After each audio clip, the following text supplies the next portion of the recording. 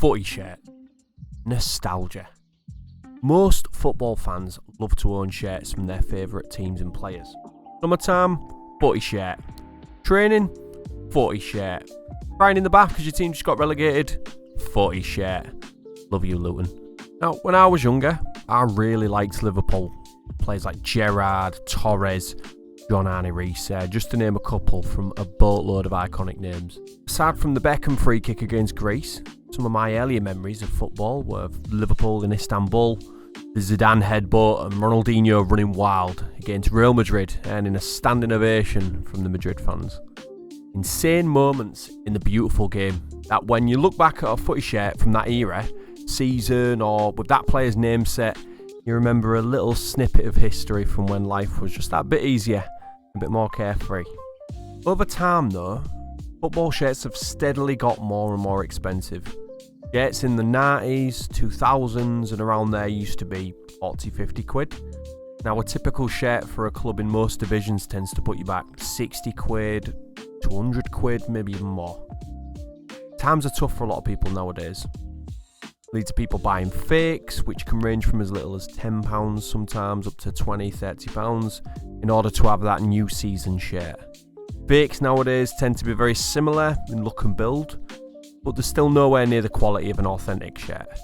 And there'll always be a thriving market for shirts as generations change, players retire or move on to other teams, and a new breed of players come through. Fast forward to now.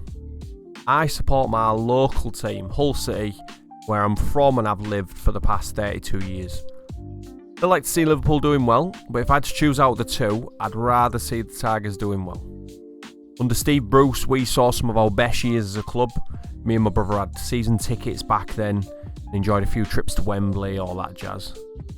Now, as technology has changed, we do have easier access to our favourite team shirts through apps like Depop, eBay, Vinted, etc.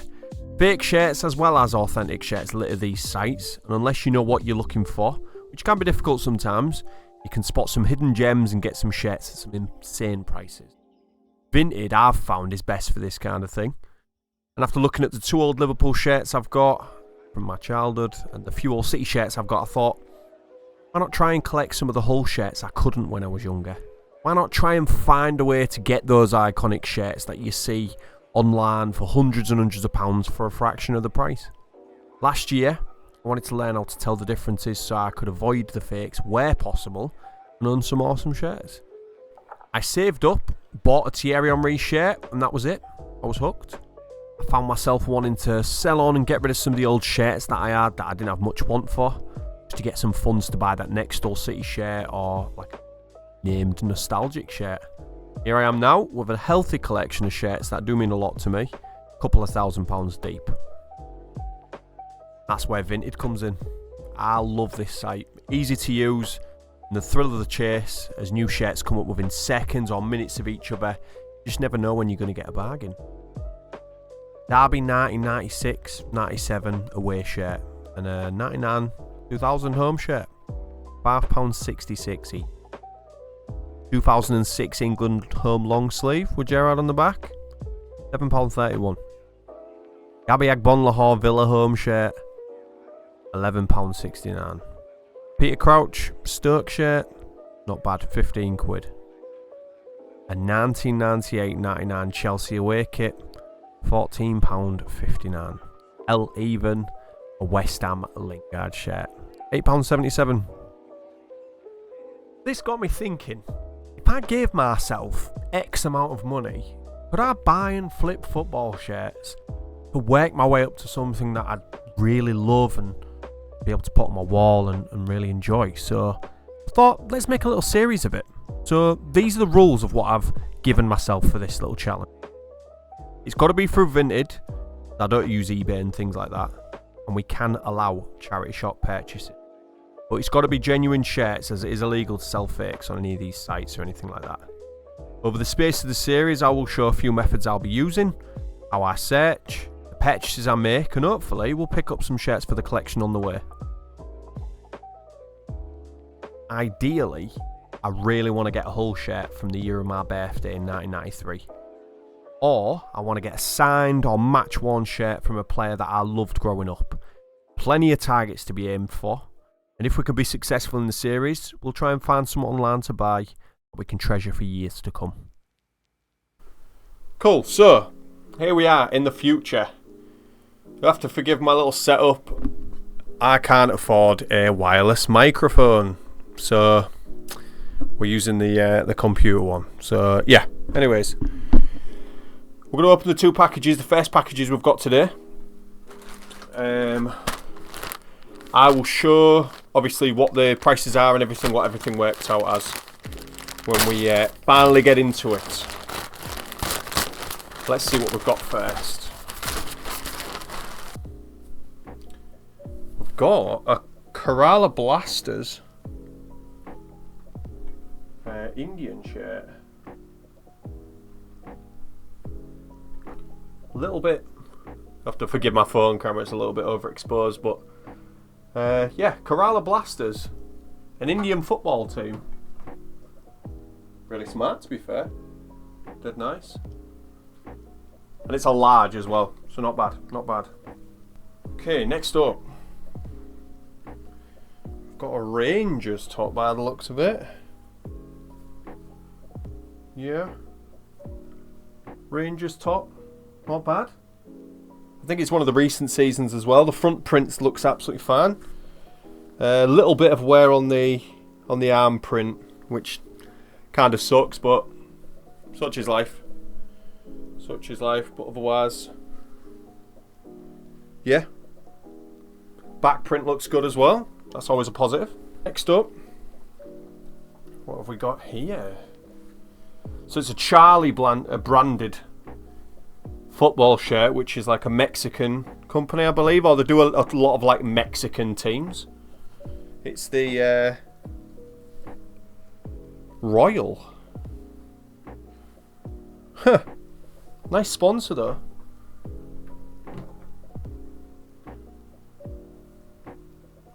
San Diego. So yes, probably San Diego Royals or something. We'll find that out, but that's got such a nice design. It's got like a map. It's a map of the guessing that area. That's really nice. And last up, looks like they're all authentic so far. Let's hope this one is PSG.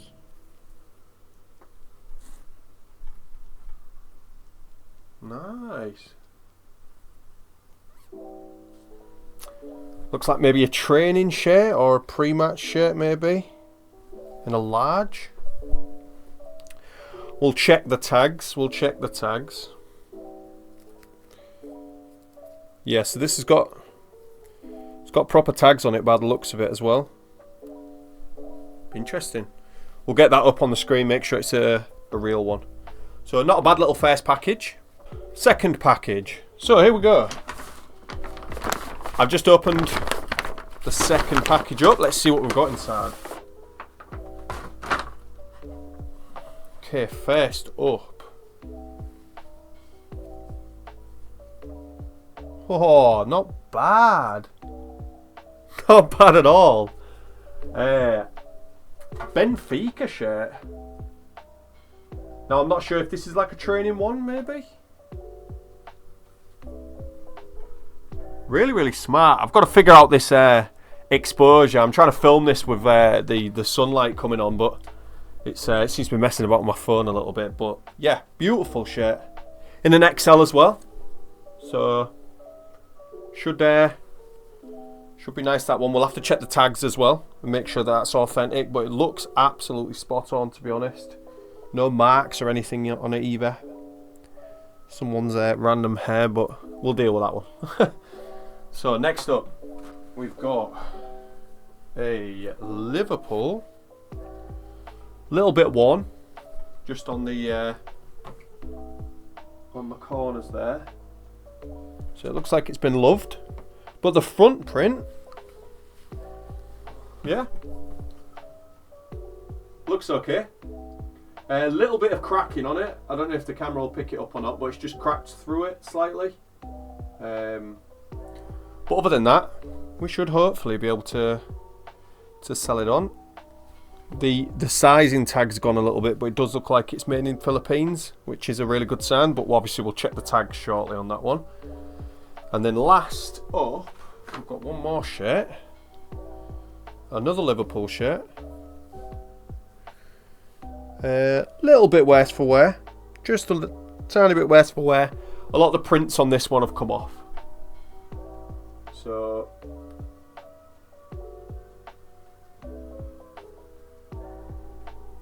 doesn't seem to be any damage to it aside from, like I say, just the prints wearing off. And that's in an XL as well. So these are all decent sizes. I don't know what we'll get for these just because of the condition of the prints, but yeah, we'll figure it out. Okay, so the spreadsheet we're going to use to keep up to date with all the shirts sold, what we paid for them, and then the profit. We hit past that 50 quid mark. So we're going to fill in the first package now.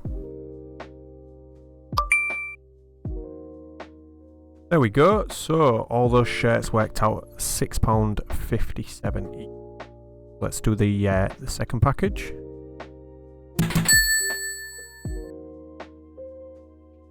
Okay, and that's what it looks like when we've added the second package in as well. So here we're going through the process of listing a shirt onto Vinted. So we start off by taking some nice photos, making sure all the details of the shirt are nice and clear, highlight any nice things about the shirt and things like that. And then, because I like to make sure people get a nice deal with the shirts that they buy from me, and I want to make sure that the shirts are still affordable and within a reasonable range of price, we're going to check the eBay listings, have a little look on Vinted itself, see if we can find that same shirt anywhere, and kind of price up a price that we're happy to let the shirt go for. So here what I've done is looked online, checked eBay's sold listings. We saw obviously one sold brand new with tags for like 70 quid, I think from another country, but other than that there's only a couple up on eBay currently for this PSG shirt that we're looking at. So what I've decided to do is also just show you guys how I list everything on Vinted, as in just wanted to show like a recording of obviously me taking the photos, putting the